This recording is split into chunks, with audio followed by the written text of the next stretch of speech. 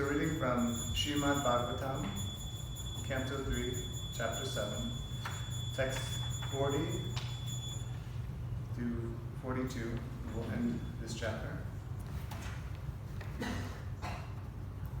Om Namo Bhagavate Vasudevaya.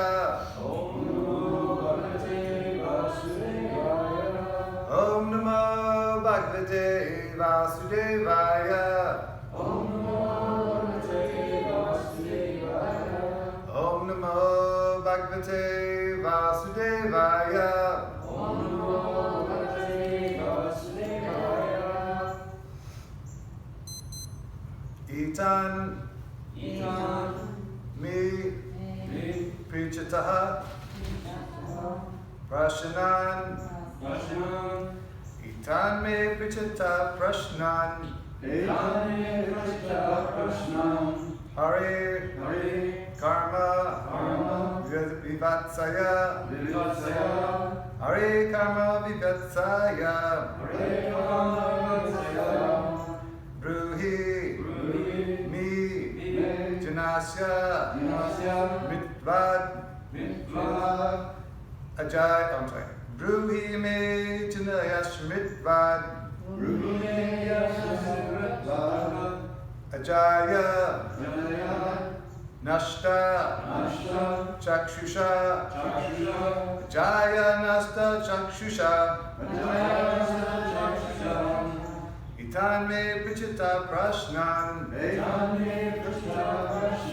Hari Karma Vivatsaya Ruhi Me Janasya Vitatvad Ajay Nastu Chakshusha Itan Me Prichita Prashnan Hari Karma Vivatsaya Ruhi Me Janasya Ajaya Nastu Chakshusha Itan Me Prichita Prashnan Hari Karma Vivatsaya Ruhi Me Janasya Ajaya Nastu Chakshusha. Others? Etan me Prichita Prashnan Hare Karma Vivitsaya Ruhi Me Yasya Mitratvad Ajaya Nashta Chakshusha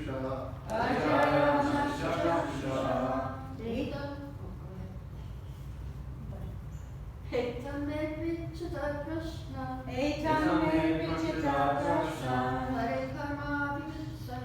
Hare Karma Vivatsaya Ruhi Me Yasya Mitratvad Ajaya Nashta Chakshusha Hare Karma Vivitsaya Bhumi Me Yasya Mitratvad Ajaya Nashta Chakshusha Etan me Prichita Prashnan Etan Me Prichita Hare Karma Vivitsaya Hare Karma Vivitsaya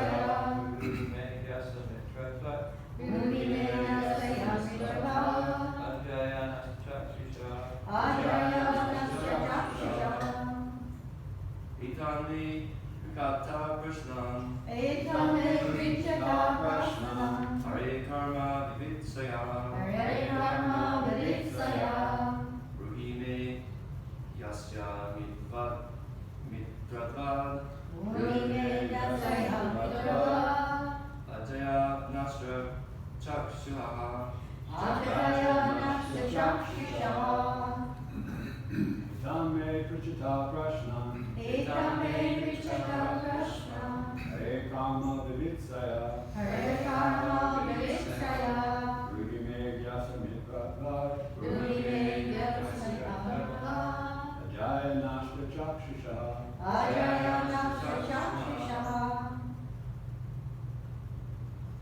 Etan, all these, me, my, Prichitaha, of one who inquires, Prashnan, questions, Hare, of the Supreme Lord, Karma, pastimes, Vivitsaya, desiring to know, Bruhi, kindly describe, May, unto me, Ajnanasya, of one who is ignorant, Mitrabat, because of friendship, Jaya, by the external energy, Nasta Chakshusha, those who have lost their vision. Translation. My dear sage, I have put all these questions before you with a view of knowing the pastimes of Hari, the Supreme Personality of Godhead. You are the friend of all, so kindly describe them for all those who have lost their vision. Please repeat. My dear sage, I have put all these questions before you with a view of knowing the pastimes of Hari, the Supreme Personality of Godhead. You are the friend of all, so kindly describe them for all those who have lost their vision. Report by His Divine Grace, A.C. Bhaktivedanta Swami Srila Prabhupada. Vidura put forward many varieties of questions with a view to understanding the principles of transcendental loving service to the Lord. As stated in Bhagavad Gita 2:41, devotional service to the Lord is one, and the mind of a devotee is not diverted to the many branches of uncertainties. Vidura's purpose was to be situated in that service to the Lord, wherein one emerges undivertedly. He claimed the friendship of Maitreya Muni, not because he was Maitreya's son, but because Maitreya was actually the friend of all who have lost their spiritual vision due to material influence. So I'll go through the text, Sanskrit myself, and translations and purport to end it, and speak of mine. Sarvividascha yagnascha tapadani chanagaha jivabaya pradanasya cha kurvan kalam abdi. O spotless one, your answers to all the questions will grant immunity from all material miseries. Such charity is greater than all Vedic charities, sacrifices, penances, etc. Purport: the highest perfectional work of charity is to give people in general immunity from the anxieties of material existence. This can be done only by performing activities in devotional service to the Lord. Such knowledge is incomparable. Cultivation of knowledge in the Vedas, performance of sacrifice, and distribution of munificent charities altogether cannot form even a part of immunity from the pains of material existence that is gained from devotional service. The charity of Maitreya not only will help Vidura, but due to its universal nature, will deliver all others in all times. Thus, Maitreya is immortal. Shri Sukuvacha Saitam Apristata Prana Kalpa Guru Pradane Namuni Pradana Pravada Harsho Bhagavad Katyam Sanchoditastam Prasan Evaha. Translation. Sri Sukadeva Goswami said, thus the chief of the sages, who was always enthusiastic about describing the personality of Godhead, began to narrate the description, explanation of the Puranas. Being so confused, Vidura is very much enlivened by speaking about the transcendental activities of the Lord. Purport. Great learned sages like Maitreya Muni are always very enthusiastic about describing the transcendental activities of the Lord.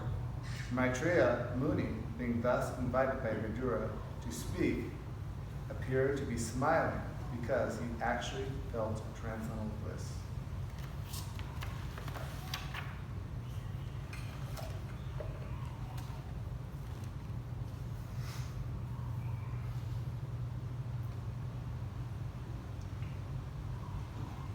Om Gyantimirandasya Gyananjana Shlakaya Chaksu Militam Etasmai Shri Gurve Namaha Shri Chaitanya Manovistam Shapitam Nilabhutle Svayamukadam Mayam Dadanti Svavadantikam Vandeham Shri Guru Shri Tapadakamalam Shri Guru Vaishnavamscha Shri Rupam Sakratam Ragnatam Tam Tam Sivam Sattvetam Sadhutam Krishnasitam Krishna Chaitanya Devam Shri Radha Krishna Pada Sadhulita Shri Shakamitam Scha Hey Krishna Kurna Sindhu Dina Bando Jagapate Gopisha Gopikanta Radha Kantanam Sute Tapta Kanchana Gaurangi Radha Navnishri Vishman Sudadevi Harikanam Harikre Vancha Kalpa Chudischa Kripa Sundari Vicha Pitana Padmigo Vaishnago Namunama Tunadki Sunche Nato Lahis Nina Manina Mandena Kitania Saradi.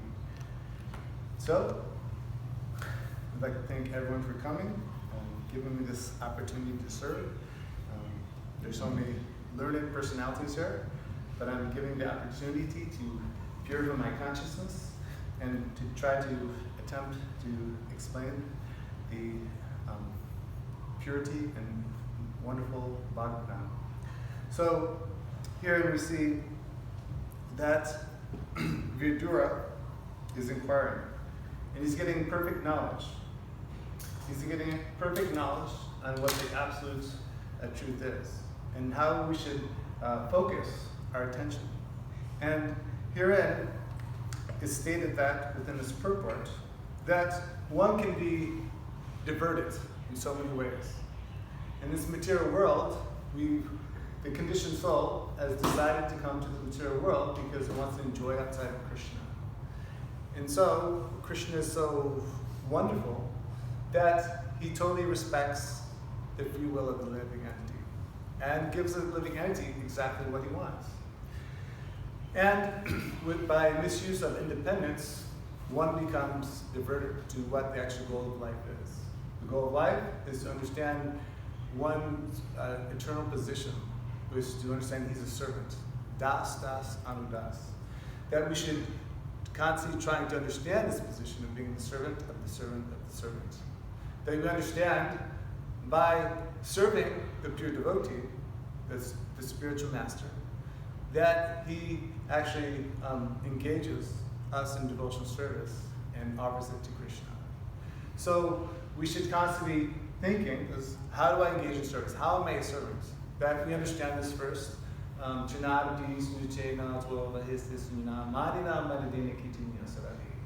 That one should be more humbler than a blade of grass, more calm than a tree, devoid of all sense of false prestige, and be ready to offer all respect to others. In such a state of mind, one can constantly chant one into the Lord. So, this particular verse, we understand, is coming from Shikshastra. And it's actually a very important verse, because these verses in Srimad Bhagawatam are not meant just to be memorized and to recite shlokas, but they're actually meant to be lived. That, what does it mean to actually be truly humble? Does it mean to show a kind of meek appearance? Does that really mean that? No, what it means is that one should be ready to render service in any predicament, in any situation. That we should constantly check our false ego, because in one sense, that's why we're here. We're here in the material world because we wanted to enjoy. We wanted to be the Lord in all that we serve. And that if we constantly understand that our eternal position is actually to serve, then we can understand our position. So we should constantly be cultivating this. And if we actually understand what it means to be more tolerant than a tree, we can sometimes see, right, the trees. They're underrated in many ways, right? But the trees give us so much, right? Particularly here, we see that the trees give us nice mangoes, nice fruits, gives us shade. And it doesn't complain when you cut it or you chop it down. It constantly, in the winter seasons, it protects us from the rain and from the snow. So we understand that it doesn't complain. So there's much to learn just by seeing the trees around us, but they can teach us so much.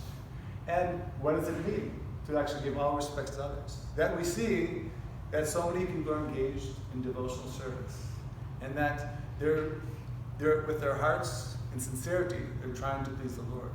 And that I should take advantage of devotees that have been around for a long time, have done so much service, and what can I learn from them? What can I learn to actually be humble?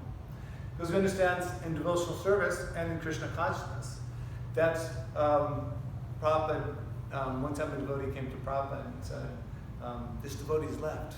And he was like shocked that the devotee left. And Prabhupada responded with, don't be surprised who leaves, be surprised who stays. Because even in one's devotional service, in the beginning, that when one comes to devotional service, it can be very nectar. Going on Harna, taking Nesh Prasad, being at festivals, so many nice things, so much joyous activities. But we also understand that when one stays longer in devotional service, that he will be put through difficulties. He'll be tested in so many types of ways. So we should understand that we have to constantly understand how are we going to stay in Krishna consciousness for the long run. And we can learn this from so many devotees who have been around for a long time, through the trials and tribulations and the difficulties that devotees have been through. We can learn from them and how to properly engage in devotional service and stay for the long run. And so what does it actually mean to to actually give praise to others? Because we understand they're doing so much service in us, and this is something that can learn from. And so this verse of Trinada Peace Nishtina is so much we can learn from this particular verse. And we so many verses that we can actually learn from. That within this particular verse, this is teaching us so much.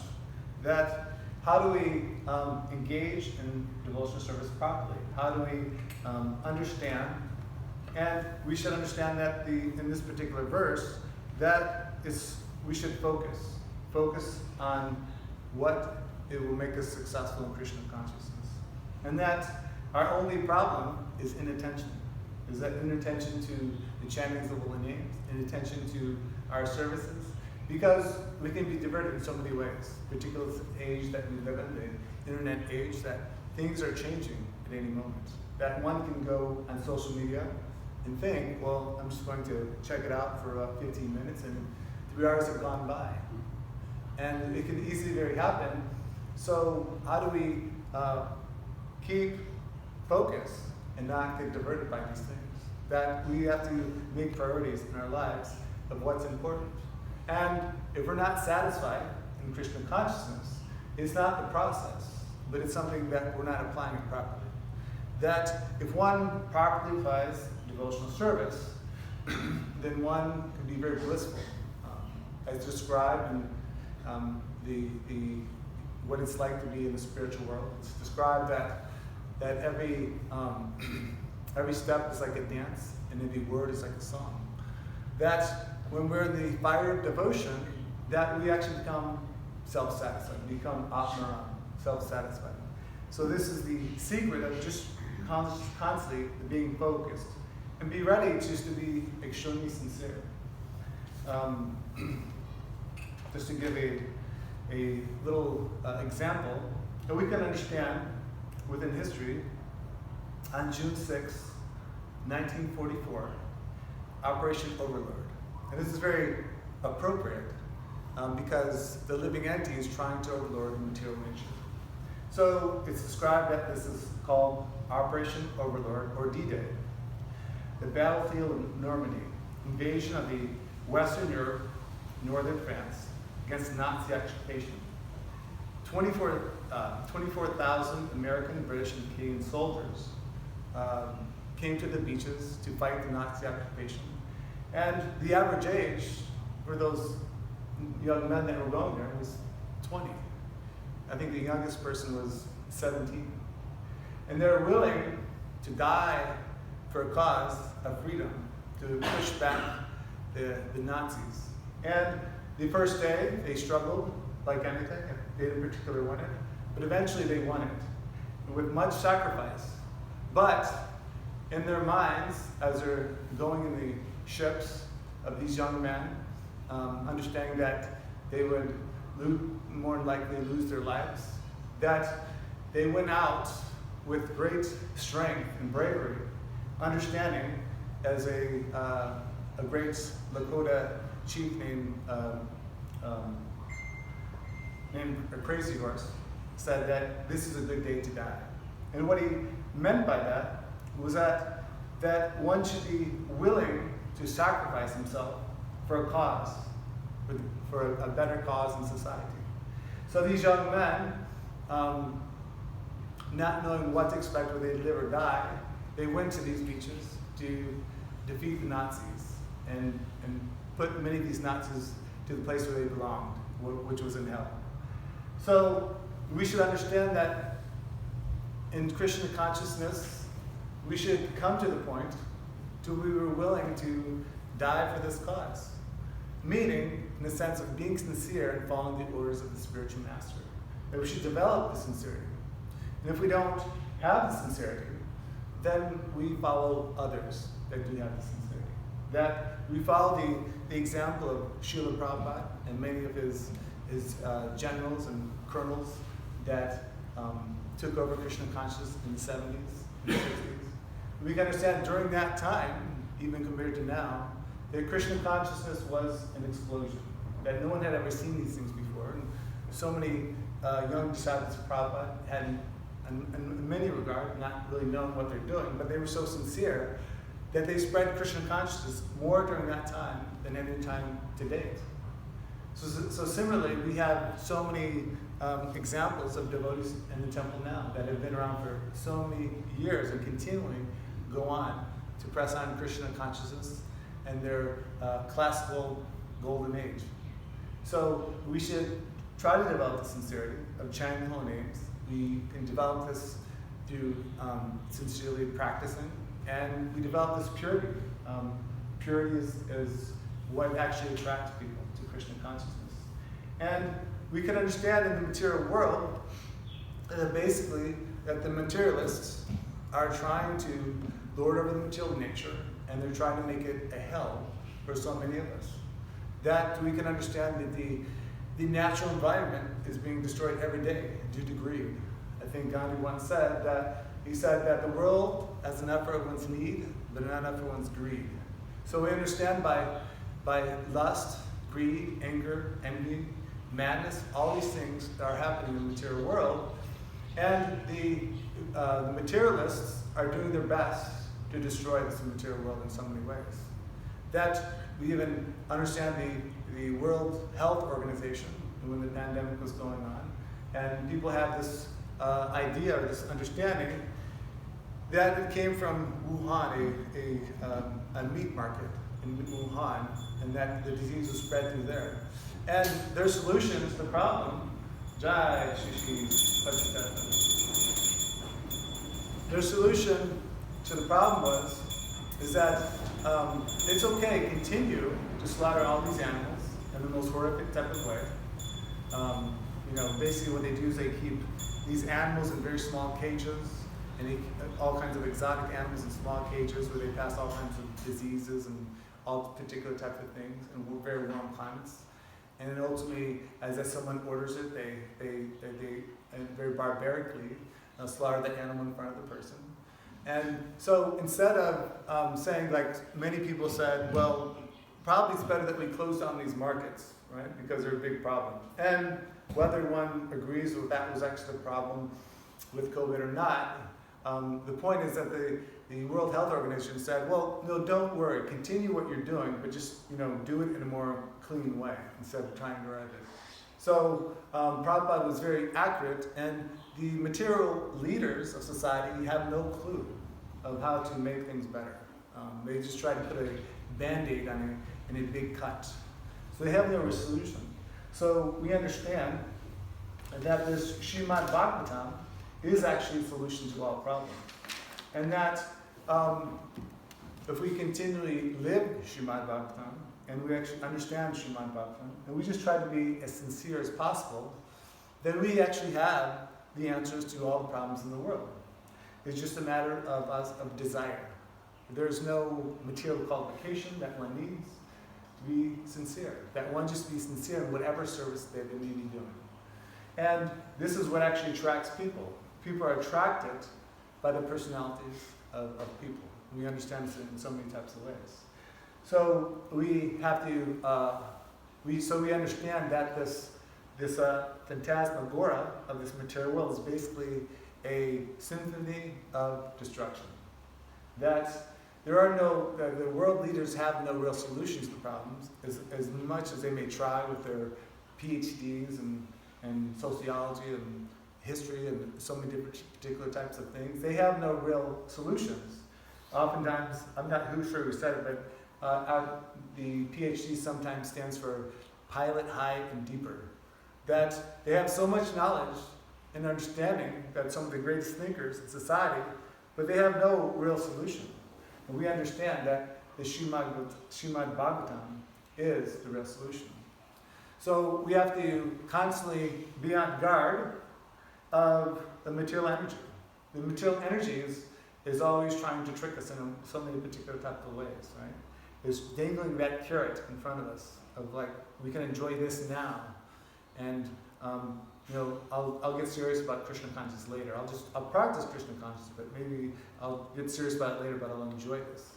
So Maya is like that. Material energy is constantly trying to trick us in so many particular types of ways. But how do we get past this? That the problem for many of us, and particularly within Western society, is this independent nature, right? To a certain degree, the independent nature is good, but to another degree, it can be very problematic. That we think, we may actually be, like I was saying, that there are many intelligent personalities, and they think they have the solutions to the world problems, but they don't. And so similarly, sometimes as devotees, we have this independent nature, and we should try to engage in Krishna service, but we understand that the real success is following the orders of the spiritual master. That particularly now we have so many advanced devotees, so many senior devotees, that we can get advice from and how to engage in devotional service. That if we have particular plans or ideas or things that we want to do in Krishna consciousness, this is actually good. But we should, relate this to other devotees and think and see what their thoughts are on this and how to implement this. And is this a good idea? We should always be seeking advice from senior devotees. We should all be seeking how do we actually please the spiritual master. And in the beginning stages, we may have particular propensities of what we like to do, and we engage that in Krishna service, and that's definitely purifying and a very good thing. But we understand the highest level is actually to do what the spiritual master wants, even if we may not want to do it. Right? There was a pastime of Tamal Krishna Goswami, and he was talking with Prabhupada, and he was kind of joking around, and he said it. He said something like, well, what about going to China, Prabhupada? Do you know better? Yeah. Tell me better. Well, actually, he was being chastised. Okay. He was being ripped. Okay. He was being chastised because he had the Radha Damodar party. Yeah. And there were a lot of temples complaining because they would go into a temple and take all the good brahmacharis and even householders and take them on to the party.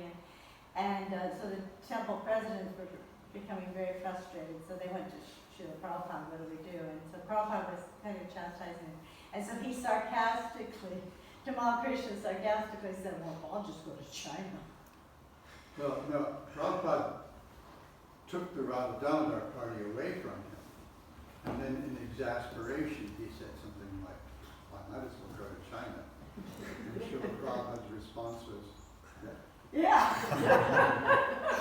So he was shocked by that, because even now, China is one of the most difficult places to preach Krishna consciousness. And the devotees are doing a great service even now, but it's pretty much outside of Hong Kong, it's pretty much undercover. It's real covert activities, and they have namahats, and they do it very, they don't dress in devotional garb, and they try to look like normal as possible.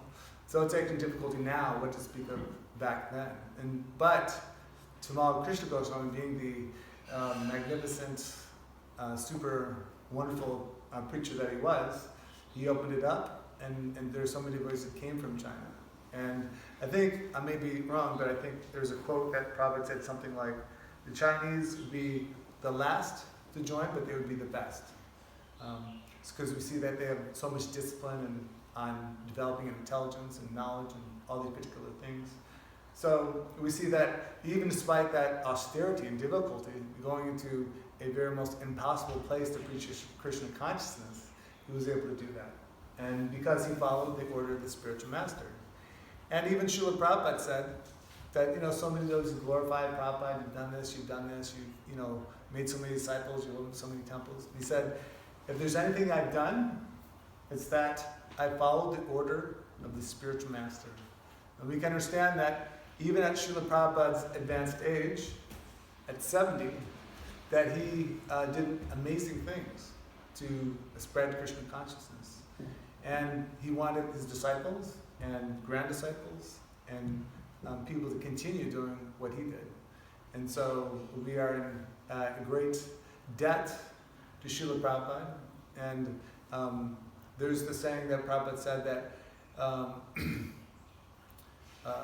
something like, if you want to show your love for me, is that you should cooperate together in spreading this Krishna consciousness. And we understand that sometimes this can be a challenge. But we have to figure out how to cooperate together to put away the false ego and to spread this Krishna consciousness and please the spiritual master, because this is what's pleasing to the spiritual master. And if we please the spiritual master, ultimately we're pleasing Krishna, and all success is there. So ultimately we have to not be diverted by inattention, by so many, by the workings of Maya. And we have to take the material nature into distractions in so many ways, and to actually seek it and destroy. As it said, to seek and destroy. That we want to see Krishna and destroy our anarthas within the hearts and any difficulties that arise from diverting us from the goal of life. So if there's any questions or comments?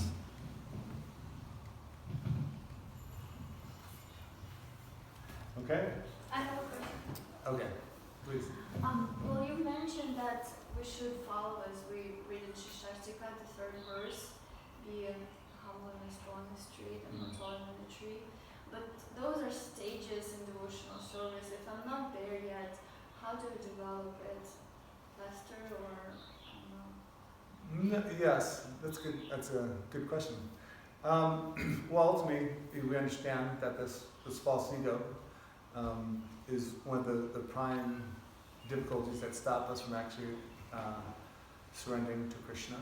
That it's understood that we're kind of in the material world because we're trying to be God in a particular sense. And so yes, it doesn't happen overnight. But as I said, with the journey, the first step starts with the first journey. The journey starts with the first step. And that we should, in small ways, try to recognize where the anarthas are, where our false ego is, and just be aware of it to a certain degree. We may not be able to give up right away. Many of us have been practicing Krishna consciousness for many years, and we still have issues and problems with it. But at least we recognize it, and we can kind of deal with it in a particular type of way.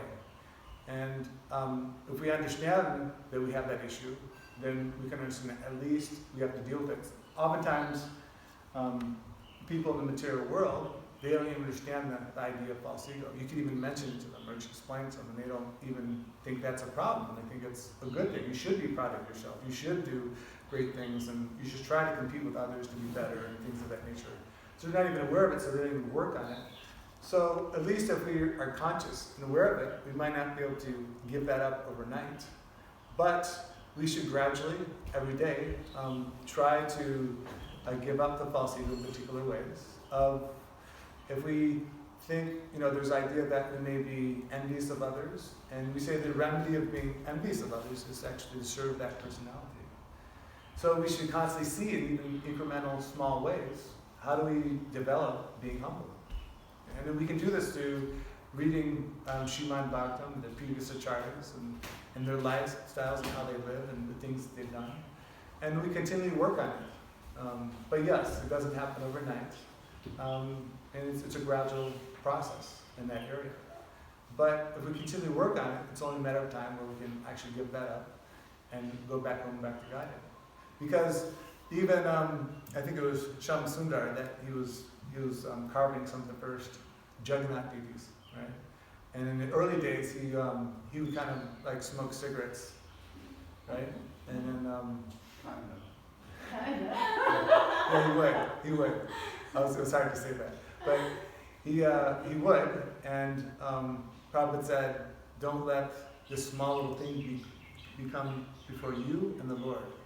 So similarly, we have this false ego that may come between us and the Lord, and we understand it, and we gradually take ways and means to gradually overcome that. And the main way is to develop humbleness is to serve senior devotees and to associate with others that are humble, that have defeated the false ego to a certain degree.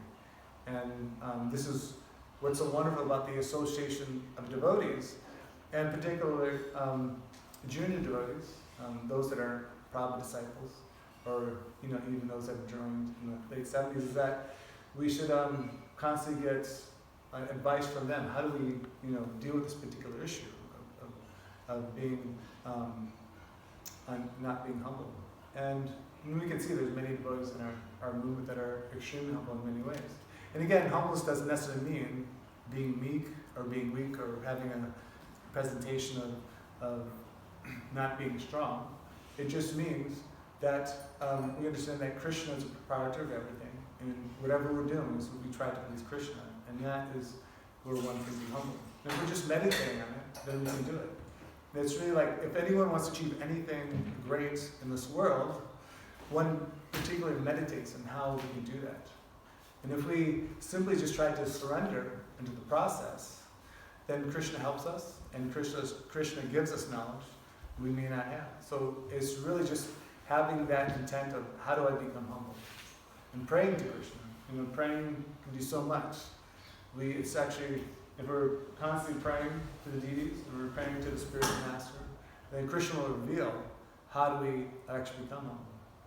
Yes? Since you brought up Tamal Krishna, I think he's an excellent example of that. Tamal Krishna was so gifted in so many ways. He was a brilliant personality and very dedicated to Prabhupada. But at the same time, he had this incredibly strong, dominating personality that was a little distasteful for some people. Yeah. And so,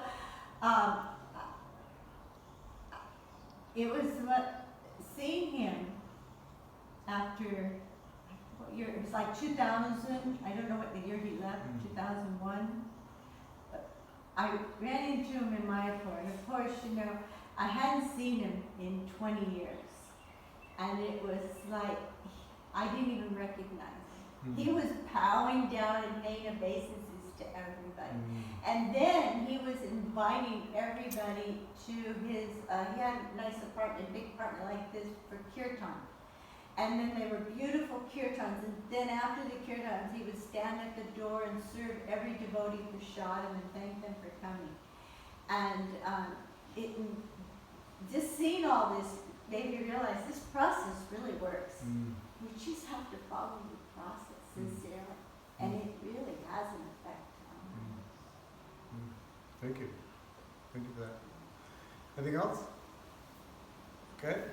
Srimad Bhagawatam hit. Welcome.